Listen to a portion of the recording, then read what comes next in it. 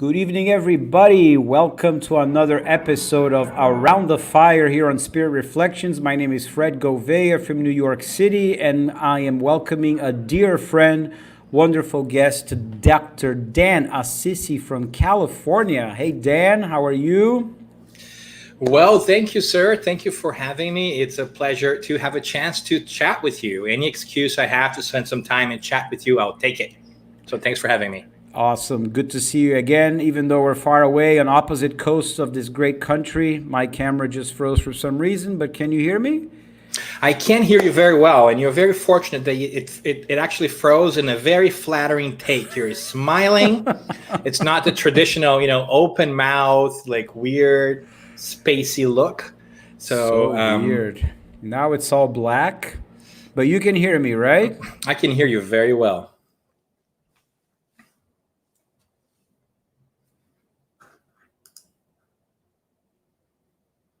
Now I cannot hear you at all. I wonder if you dropped completely. Can you hear me? I can. Wow, that is strange.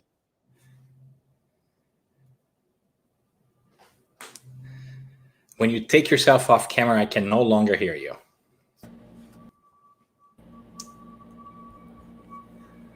Wow, what's going on? Can you hear me? Yes, I can hear you. Okay. This is an anonymous broadcast. The host wishes to remain anonymous. Oh wow, that is bizarre. Okay, this is where we're back. There you go. Thanks, internet. They were doing work across the street last night until really late. The internet company. I don't know if that has something to do with that, but hey, we do what we can, right? Yeah, this day and age, who knows, right? I think a lot of people are getting on StreamYard and doing lives right now, and I think they're getting the circuits a little overwhelmed, But while we are on, for those that are joining for the first time, Spirit Reflections is a channel that started in this quarantine. It has a universal approach to bring artists, people of all religious backgrounds, spiritualists, scientists, to discuss about their personal spiritual journey, what tools they used and found along the way, how those tools have shaped who they are and has molded the work that they do today. And the goal is to huddle around the fire, this quintessential symbol of our ancestry, where back in the days when we used to be nomads in small little communities and tribes relying on the elements, we would hunt, gather, do the things we had to do, and at night we would circle around, light up a fire, look in the bright blue sky with the stars, and wonder, where do we come from? Where are we going? Why are we here? And spark these deep questions, find the answers within, without, around the community. So that's the idea. The fire is to ignite these answers that we have within, and you are an educator, my friend, and that's what I think the word actually means. Educate, to extract from within, right? That is true. That's what we want, I think. Yeah. So with that said, I'm going to put our opening vignette, which is the official opening vignette of our episodes Around the Fire with Dan, and then I'll introduce you formally for those that don't know you. Let's do it.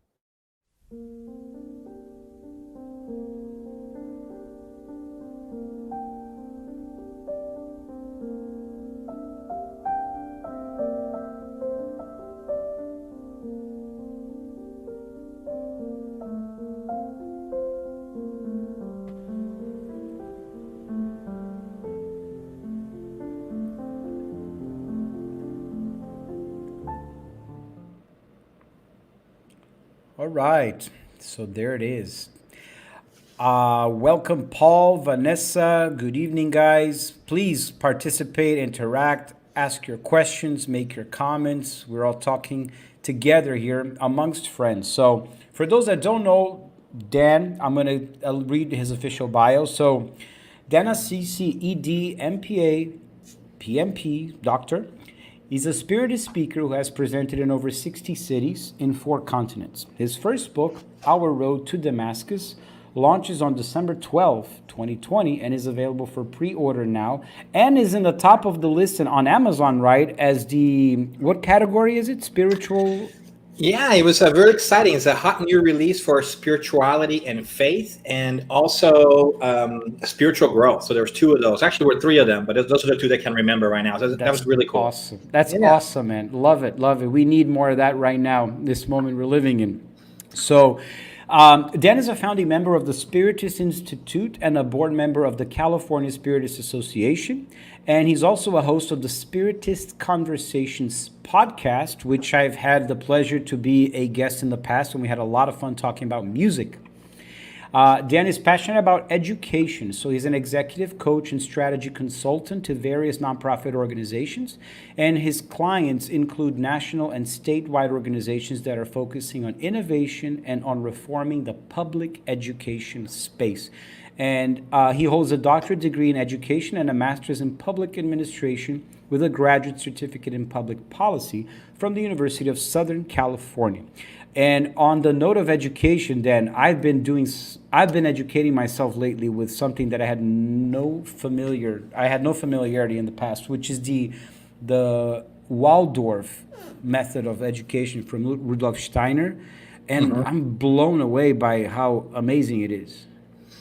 Yes, there's a Waldorf. A lot of people know the other somewhat like which are nowadays being called progressive, but we have Montessori, you have Emilio Reggio, you have all these interesting ways of thinking about how do we get our kids to learn about the world around them, take interest in what they do. So fascinating times, my friend. I think this is the time where everybody is starting to or should be rethinking about education in general, not only because of the kids, but also because of grown-ups, right? Kids of all ages, as I like to say, right? Right. So Dan, enlighten us a little bit. Tell us a little bit about you, Dan. How was your personal journey, like in your background? How did you first come across Spiritism or any other spiritual path that made you, get to where you are today? Yeah, thanks. I don't know if my story is that exciting, but it's my story anyway, so I'll share. I consider myself to be very lucky. I was born to some wonderful parents who have always been spiritists and their parents before them. So I grew up in a household that just believed in spirituality in general. It wasn't something that would have forced or imposed on me, but it was always there. As a matter of fact, I didn't really realize that other people did not believe in spirituality until I grew up and start talking to, friends at school and so forth. And you begin to see that, hold on a second, people don't necessarily have the same kind of ideas and belief sets that you do. So I was very lucky in that sense to be exposed to this idea of, immortality of the soul, reincarnation, and that became pretty normal. I was born and raised in Brazil, and when I was about 18 years old, I had a chance to come to the United States on a college scholarship, which I took. I then met my wife, who also came from Germany. We got married, and we decided that the U.S. would be neutral territory between Germany and Brazil. And I've been here ever since. And now I feel like I've spent more time here than I have had in Brazil. So it's an interesting identity crisis. But I always, my mom likes to tell me that I used to say when I was little that I was a citizen of the world anyways. So, I don't have necessarily allegiances to a geographic location, but I've been very fortunate to come across a family that did not impose anything onto me, but gave me the opportunity to go around and look for explanations. And the reason why I ended up continuing to study Spiritism, right, which really I kind of set aside when I was little, and when I was about 22 years old or so, like in college, I realized that something was missing from my life. I didn't know what it was. I describe sometimes as like a longing for something that you don't remember or don't know what it is. There was just something, there's something else that I just don't know what it is. And things were good. Life was okay. I was after college student. I was beginning to work, and then I decided to pick up some of the Spiritist books and read again, and a certain joy came back to me. I'm one of those people that really likes to understand how things work. I'm one of those kids that would like take things apart. If you let me, like I would open a watch to see what's inside and how it ticked. And I felt like this approach that Spiritism brings to spirituality in general, where we try to bring a little bit of science, a little bit of philosophy, and a little bit of ethics all together, really kind of filled that hole in me that I felt like was missing. And from there, I think things kind of just developed. The more time I spend thinking about these things, I really just love this idea of trying to make sense of the world and transform myself a little bit along the way, and thinking about who really I am and what do I really want to do and why we're here, and those big questions that I think a lot of us grapple with at different points in our lives. I just feel like I've been very lucky to have grappled with those, a lot younger than traditionally we would find nowadays in society, right? Where we just think about death and life, and generally when we're closer to death. Although, this COVID situation that we're in has given us a great fodder to think about ourselves and what's important to us. And there's been a great shift in people, right? Just thinking about, do I really want to be doing what I'm doing? And one thing led to another, and here I am. Here I am in this, trying to make sense of this great process of changing oneself to something better. Dan, I'm listening to everything you're saying. I don't know if you can hear me. I can. Awesome. As long as you can hear me, the camera will at some point come back. I don't know what's going on. Oh, there we go. So even though you grew up in a Spiritist family that was very open-minded and very inclusive, you still, at the age of 22, came to that sort of existential void that you were questioning things. There was something missing still within you, right? Yeah, because let's be honest, like from, 14 to 22, or, I just wasn't really thinking about this stuff, right? What I really wanted to figure out is, how to go have fun with my friends and, girlfriends, all that kind of stuff. And I think it's only normal Right. that you just kind of don't think about this stuff, because, you're growing up. I think you don't think about anything else other than the fact that you think you're indestructible. You can do whatever the heck you want to, and right. But then I think that I wisened up a tiny little bit by my 20s and started to feel that void. And then things started to make sense to me. And today I find it hard not to think about. Today my problem's different, right? Today is how do I fit back into a world that that's different than the one I grew up in, if that makes sense, right? So when growing up I was trying to find my place in the world, and now that I'm more comfortable with who I am, my challenges are, how do I go back and live in a world whose values and tendencies are sometimes different than what I think are most important. So it's an interesting, right? I wanted to be accepted so much, by the world, and now I am thinking about, how do I deal with the fact that I don't care to be accepted that much by the world? Yeah.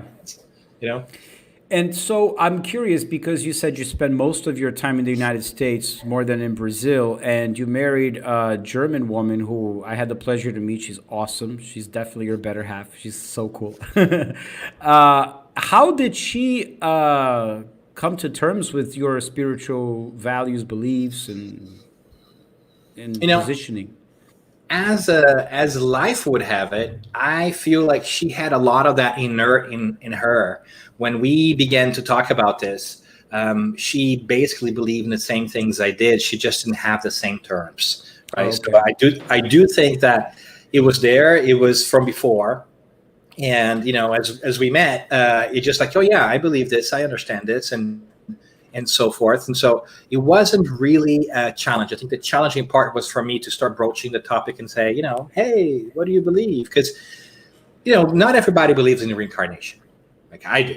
Not everybody believes in the immortality of the soul. I think a lot of people do, but not a lot of people think about mediumship, for instance, which I think is an incredible tool to gain knowledge about things in general. There's a little bit of a value judgment on all that stuff. And when you're dating, when you're young, you might not want to lead with that. At least I didn't, right? Like, this is a good thing. I'm going to wait a little longer before I broach it. Yeah, it's a wise advice, because I will never forget I went on a date with somebody, and we had a great first date, and then on the second date we went to dinner and we started talking, and then I started explaining what spiritism was and mediumship and reincarnation, and his face started getting more and more distant. And after a while he said, I'm a Christian and I really don't feel comfortable with what you're telling me. And we basically asked for the check, and the date ended there. And as I went home, I was like, wow, I feel like this was an honor pledge, like, for me, like, wow, my convictions have led somebody from the world, to reject me on the account of my spiritual values. I'm like, I felt rejected and really weird, but I also went home kind of like, okay, I feel proud. So yeah, like, hey, and I'm a Christian too, right? It's just a different take. We're just taking different roads to the same place. And also, I think when the conversation really, as we are in 2020, post-COVID world, it's even the word belief, I think it's outdated, because it's understanding. Like, there's so much evidence, there's so many serious academics, scientists, peer-reviewed studies and evidence out there that says it's really about understanding it. Because I think the word belief is like, okay, when it doesn't make sense, there's no way to prove it, then I have to just believe it. But when you can actually when there's so much signs that point into this direction, that this actually is a reality, then it's just a matter of, do you understand it and choose to embrace it or not, right? And these are interesting times, right, where people are forgetting facts too, right? So we have folks, and this is no criticism, but maybe a little bit, we still have people out there who hundreds of years after still now are beginning to believe that the earth is flat, right? And so, because I think that we've also gone back to the idea of like, oh, I can believe anything I want to, and that will make it true, right? So, so I think there's the other side. But I wholeheartedly agree with you. I think the biggest challenge is for folks to break this barrier and say, hey, no, there's actually substantial evidence that points to the idea that the soul, right, like that all these things that religions have been telling us for millennia are actually legit. That we actually can, we actually outlive our physical body. So many different things, that are there. I think this is a pivotal time for us, to come to terms with that. Totally. And Dan, how does this baggage that you have of spirituality and all this wisdom you've been speaking about in the Spiritist circuit, how does this translate into the work you do in education and coaching? Does it have any connection? So it does. I think it does in a personal way, right? So I put a lot of time and effort to try to separate my spiritist persona, so to say, from my public or professional persona, because one, I don't want to be talking about stuff all the time. I love talking about spiritism and spirituality, and I don't want to overwhelm people who I know who are not interested in that stuff, right? So. And two is because we do have this separation in public education between, religion and state, which I think is a great separation in many different ways. But nevertheless, what I do or what I try to do in the world, right, is informed by my beliefs about spirituality. So, so one of the things that I've been thinking about for this past 4 or 5 years is like, what do I really want to do the rest of my life, right? I like to call it my quarter life crisis, not my midlife crisis, because I'm hoping that, I'll live a little longer.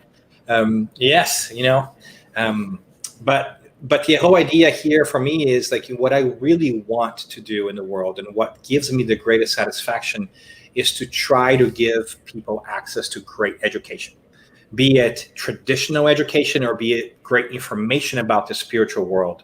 My personal goal is to try to impact as many people as I can in this life by giving them access to great education so that they can find a way to be happy themselves. And so my professional drive to work and to do things and to improve public education for all comes from a deep-seated belief that we need it, right? And that we transform ourselves with that process. And everybody should have access to education, and not everybody does. But I don't necessarily bring my whole thing about, well, hold on a second, let's think about reincarnation here, right? Right. Hold on a second, there's a cause and consequence thing here. So I can't bring that, and I think that's fair for me to bring that in there. But I think that in me, both of them connect, and it's hard to disconnect. And it seems to me that the I guess corporate world, education world is opening up to this idea of spirituality, but they call it wellness, right? Or something. Yes, isn't that great? Yeah, well-being, wellness, right? I think these are hot topics that are more and more coming in there, and I think we are finding as a result of our times that more and more people have attained quite a bit of success, yet they're not happy. Right. And so all these things that we thought that were going to make us happy, money, fame, all that kind of stuff, maybe they're not filling our bucket as we expected. Right. And so we start to look for something else, and we don't know what that is just yet. And sometimes I feel like we're pushed away from what I call organized religion because of previous past experiences. Yeah, right. For sure. And so a lot of people say like, no, I'm not religious, but I'm spiritual. It's the search for something greater that we kind of feel that we need, but we're still struggling a little bit of finding out what it is. So I think that's why it's great to have programs and shows like this one where you go around and you talk to different folks, and people should try different things out. And right? Yeah. Like on Saturday, we're going to interview in Portuguese a lovely couple from Brazil, who I was introduced to by a dear friend, and they are specialists in shamanism. And I actually did an entire day ritual with them with ayahuasca. And it was a very beautiful experience because I prepared, there was a whole, spiritual approach to it with prayers, with meditation, with dietary restrictions a week before so you can go as mindful as possible. And it was very insightful. So, people out there want to get to know what these things are about. And so why not bring the experiences to them, right? There's a beautiful quote that says that everything that rises must converge. Yeah, right? Yes, exactly. And I think Chardin nailed it, and it was later used by a poet too, right? But I think that's a beautiful thing. I think that once we begin to free ourselves from our assumptions, we can start to see things reflected everywhere. Yeah. And if one thing is true, and if there is a greater power, greater force, and there is, then we're going to find it in different ways, in different people, different places. I think it's a beautiful thing. Yeah, that's even worth repeating. Everything that rises converges. It's beautiful. It really is. So must converge, yeah. So must converge, right? Must converge. Even more beautiful thing. Like it's like a mandatory, A mandatory, right? Yeah. Dan, tell us about our road to Damascus, 7 lessons for a life of purpose and meaning. So tell us how you got to that. So how did I get to that? So I'll tell you the story of the story, right? Okay. So the road to Damascus is this book that's gonna come out. Here's the cover. Awesome. Coming out, and thank you for putting that in the. I was touched to see it, in your intro too. I'm like, oh, it's real, after like a year, but the story itself, it's really an interesting one. I mean, for the past 12 years, I was working in one organization, working in public education and so forth. And it was great, wonderful people, smart people, really making a difference in the world. And yet, I felt like maybe there's something out there that I want to do, but I didn't know if I was going to leave my job to find something else because it wasn't right. After 12 years, it's a pretty long time.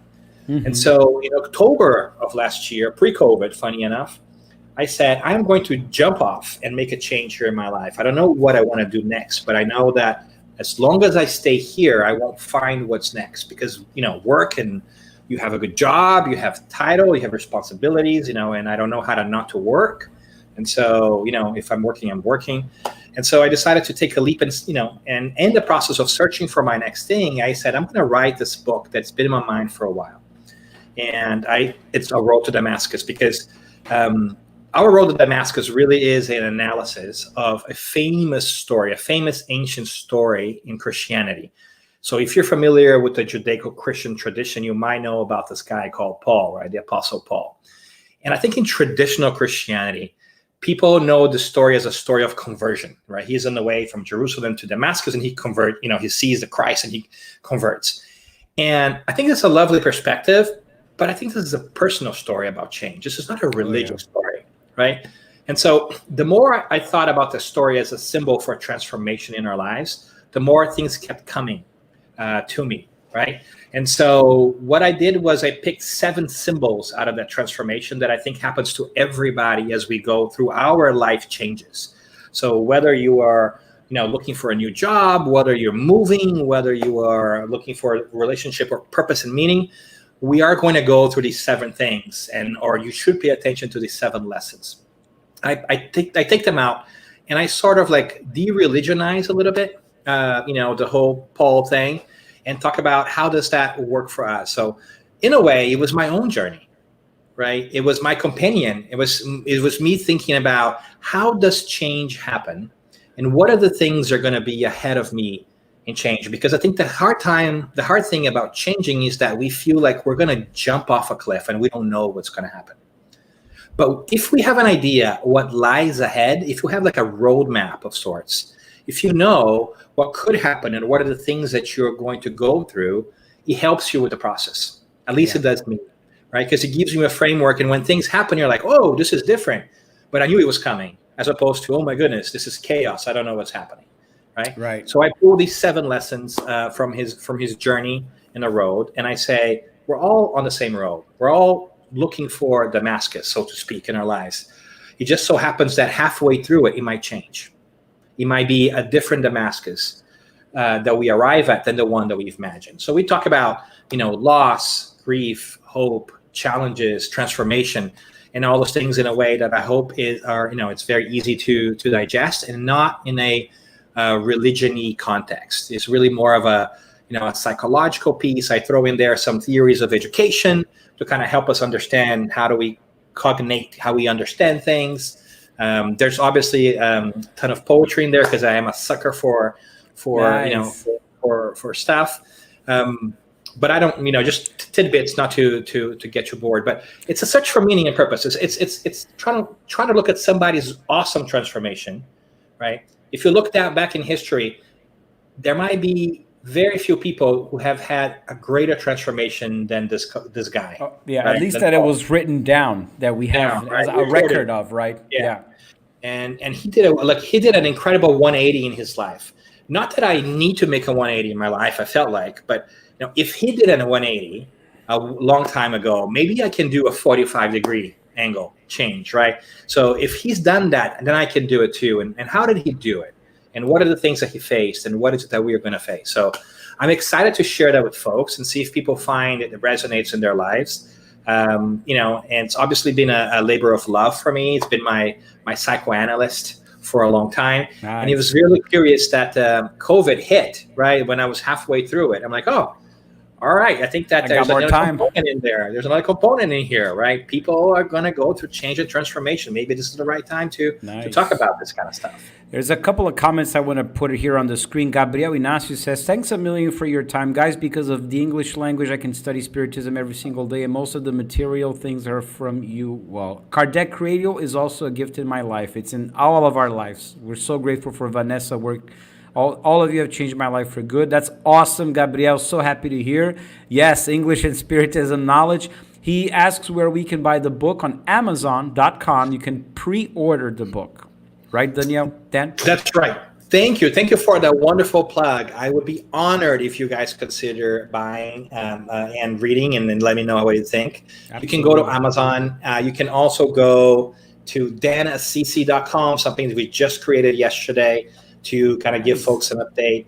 It's going to be released on December 12th. So if you buy it on Kindle, you automatically download on 12. And we're going to do a pre-order for the paperback. It's also going to be on other, Barnes and Nobles and all the other kind of stuff. But thanks for putting that on the screen. Yeah. And the ebook is only going to be on Amazon for now. because it's it's exclusivity rights and all that kind of stuff for now, at least. But the paperback you're going to be able to find hopefully throughout the world. We're going to do a wide distribution and see if folks can get to it. Awesome. And if you want more information, a big plug here. I'm starting a newsletter, so go to the website, sign up. Sign up. Perfect. No, Dan's content is awesome. I am a fan. I declare it. And you said you were a sucker for poetry, Dan. I want you to speak the poem. I don't know how to say it. Declaim in English. Do you do you say the poem, I guess? Well, yeah, right. So the one about the road less traveled. I really loved that one. It kind of changed my life. One. Yes. Robert Frost one, right? 2 roads diverged in yellow wood, and sorry, I could not travel both. Right? I think he goes like, I looked one down as far as I could to where he bent in the undergrowth. Then took the other, perhaps as fair. I got to go back and I had to memorize because I left it on the spot. Though as for that, the walking had warned them really about the same. And I shall be telling this from ages and ages hence. I took the road less traveled by, and that has made all the difference. Dude, I get goosebumps every time I hear that you take the road less traveled in, and that has made all the difference. It's a challenge. It is, and there's a stanza of my favorite poet, which is T.S. Eliot, and in one of his great works. It's called 4 Quartets, and it's something that he wrote, like 4 pieces that he wrote in different parts of his life, and later came together into one work. And the last piece, towards the end, there's a stanza that says,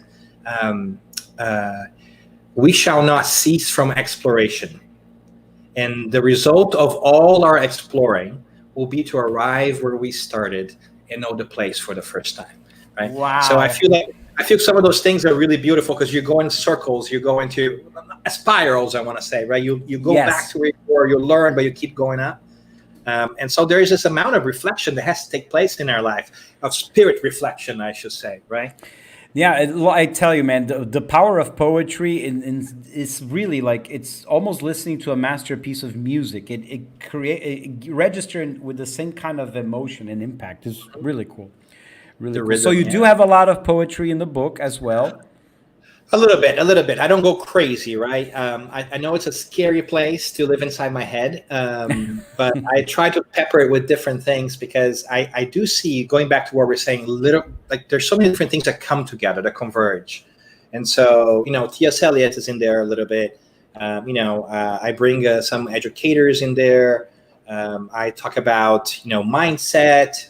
And so there's different kinds of things in different chapters, or there's different lessons. Every kind of chapter is a moment for reflection about different things in your life. So I bring different things because I think that's how I see the world, right? Cool. I love seeing the connections between things. Cool. Yeah, and I was just thinking, we are both here in this country for such a long time. We're both devoted to this idea of Spiritism becoming more part of people's spirituality or spiritual growth, or at least the ideas in Spiritism, which are so liberating and life-transforming.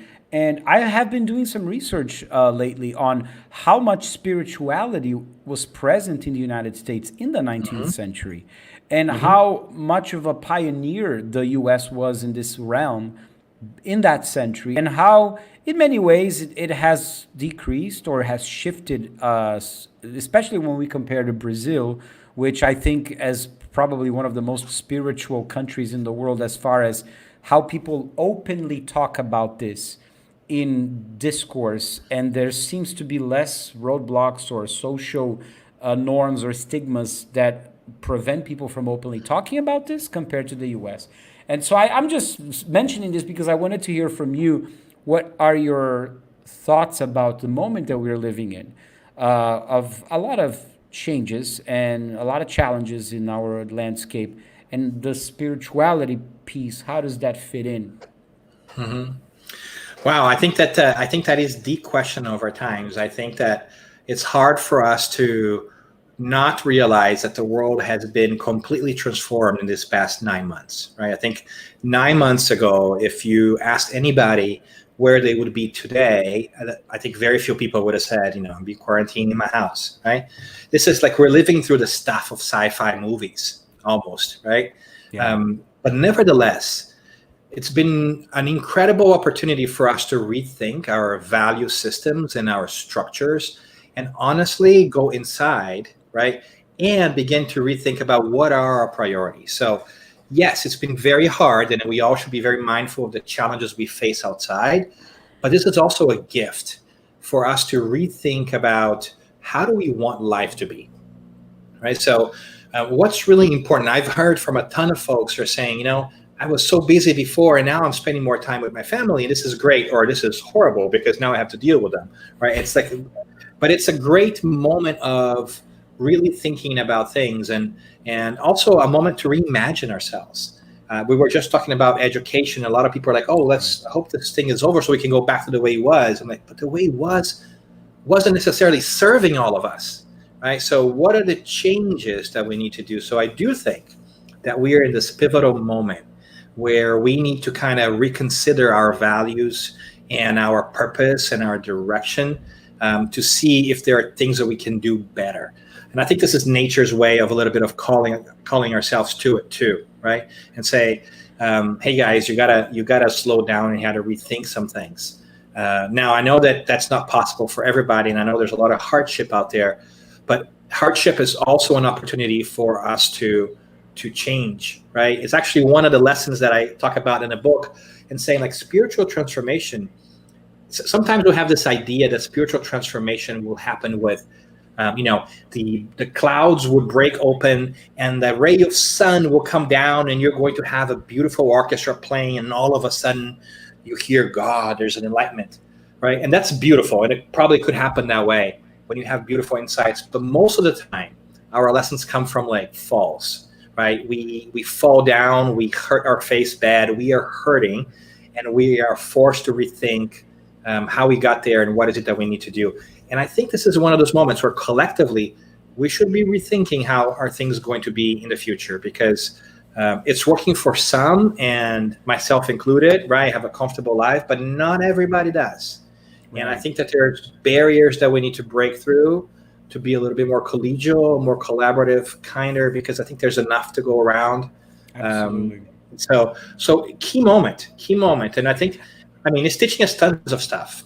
It is. And I got to tell you, Dan, I'm already noticing the shift in attitudes. And I live in New York City, a city that's known for its attitude of being very to the point, sometimes dry, sometimes cynical. And I work in real estate. So I'm in real estate in New York City, which has always been a really tough industry. And I got to tell you, man, our interactions with our colleagues lately has been incredibly different. The kindness, the understanding, the politeness, things that should be normal, right? But because of what we're going through, everyone is more sensitive to it. Everyone is making the extra effort to accommodate. And I find that really beautiful, because I think it's part of the healing, right? Yes. And I think New York is a beautiful example of that, right? Like, you live in high rises with thousands of people whom you don't know, right? Isn't that funny? Like, back in the day, we lived using farms far apart and we did not know anybody, and we craved human connection. And now we pile in these crazy cities and we don't know anybody and we crave human connections. Like, we've moved, but the challenges remain the same. There's so many things ahead of us. I remember calling you like a couple of months ago for advice, for real estate advice. And we had a great conversation too, because I really do think that it can actually change the landscape of the planet. Like, now that we're working remotely, do we need to pile up that high, right? Or are people going to stretch out and say, you know what, I'm going to leave New York City and I'm going to go to the burbs because I get more space, I get more quality of life, I can zoom in. So even like very practical decisions like that are happening, and people are really transforming themselves in many different ways. So it's a fascinating time to live in. And it's giving people a chance to sort of follow their dreams, because maybe they've had that dream in their mind. Oh, I'd love to have a house with a yard and a dog and a something.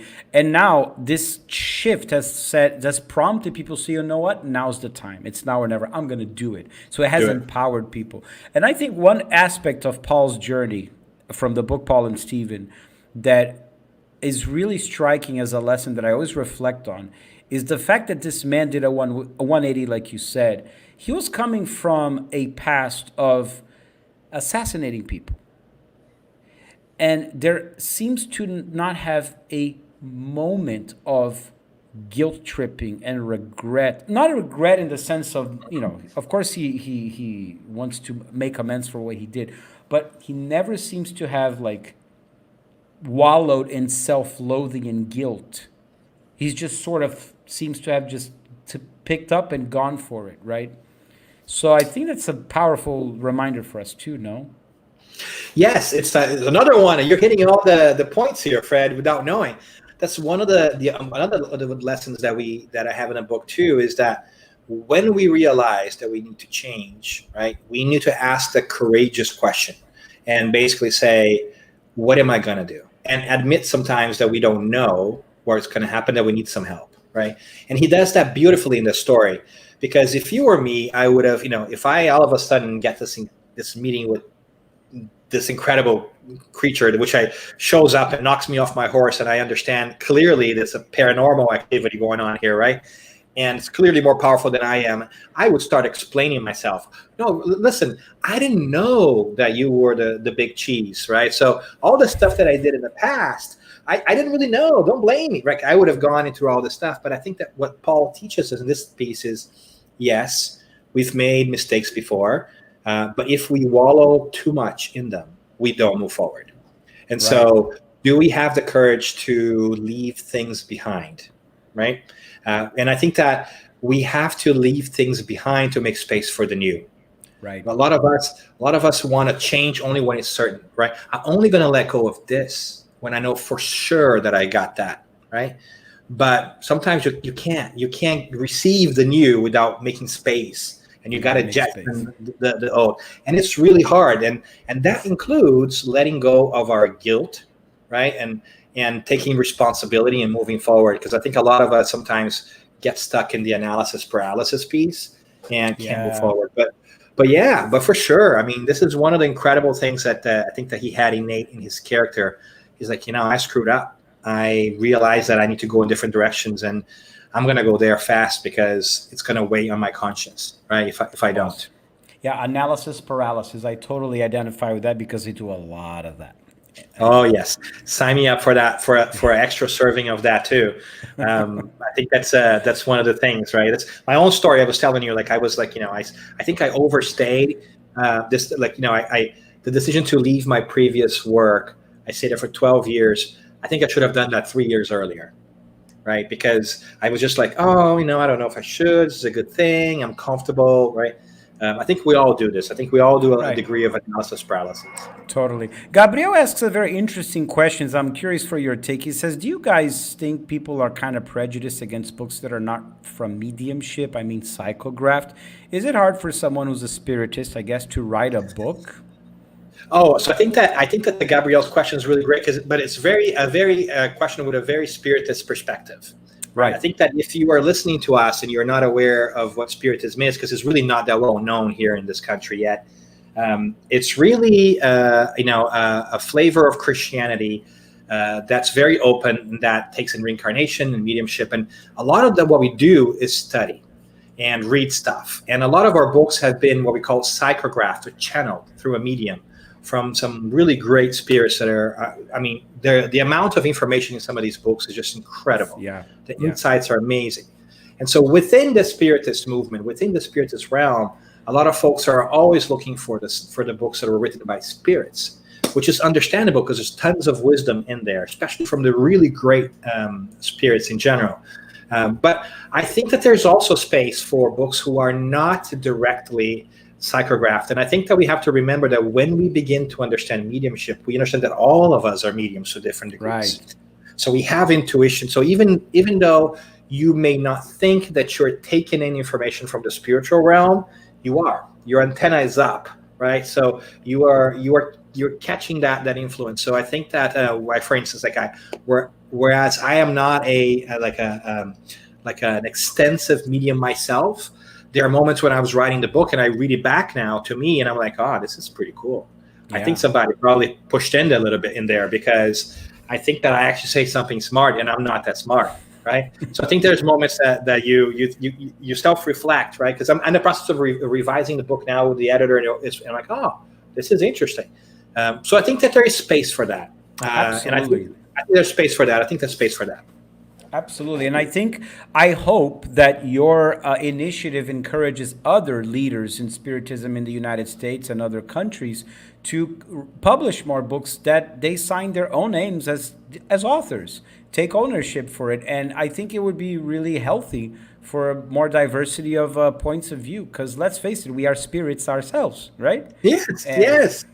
So right.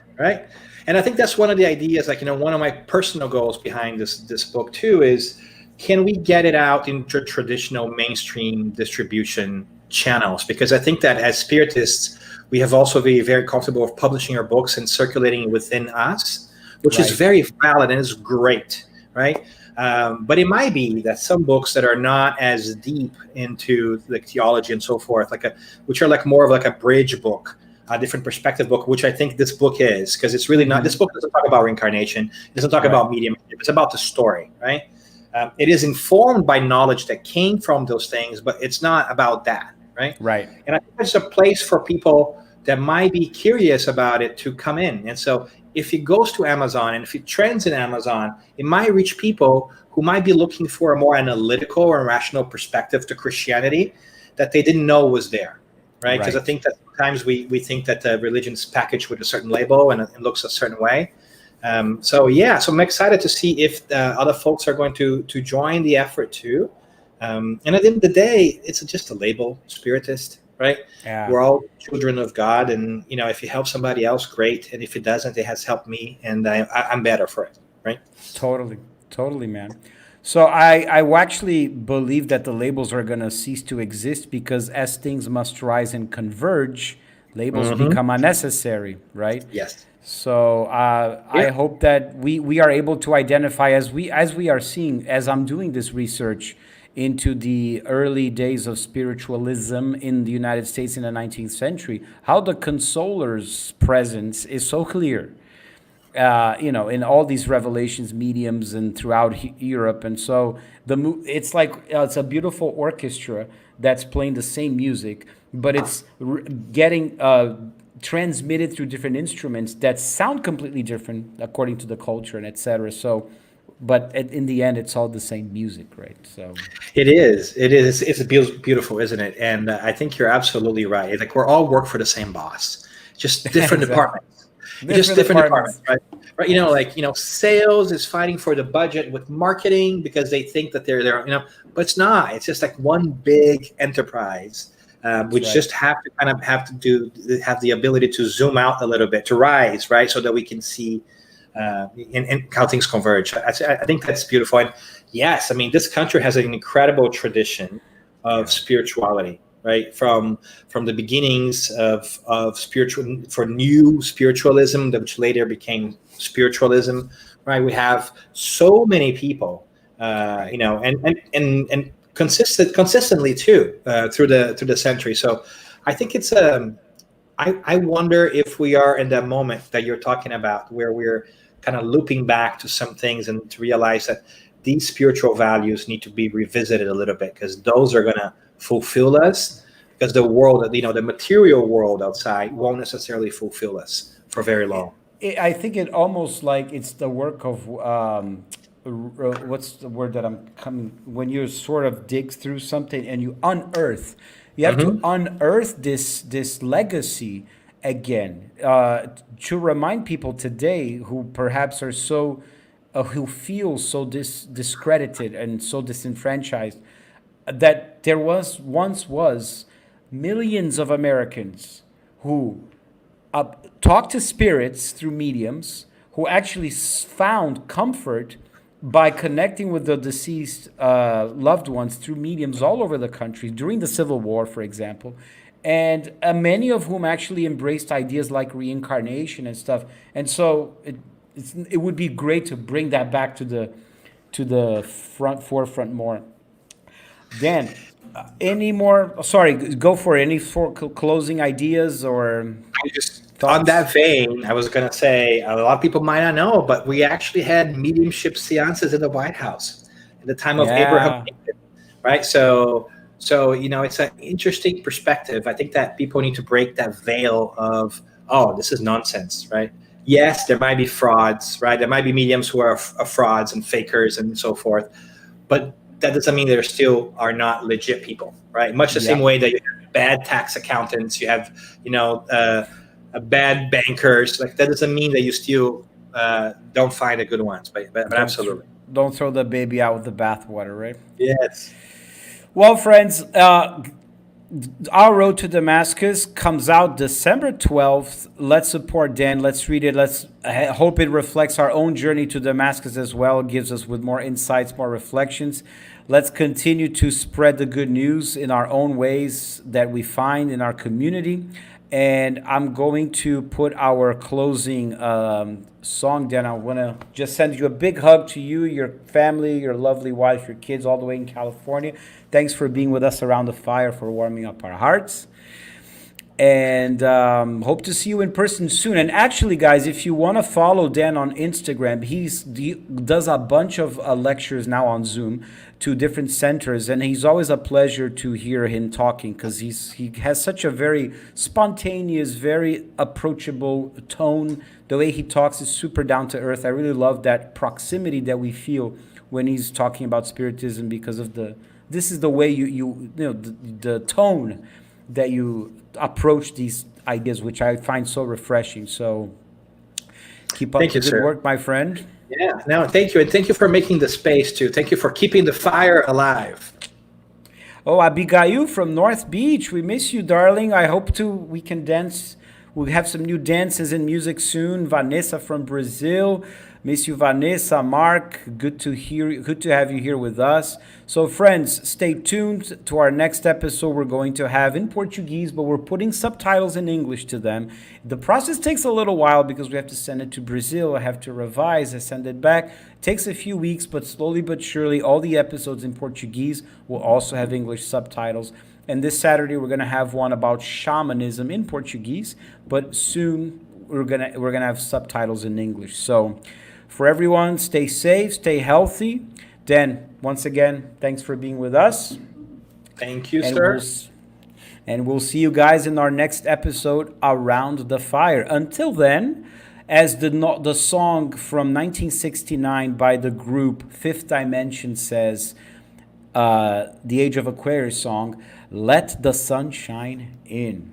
So take care, everybody. Till next time.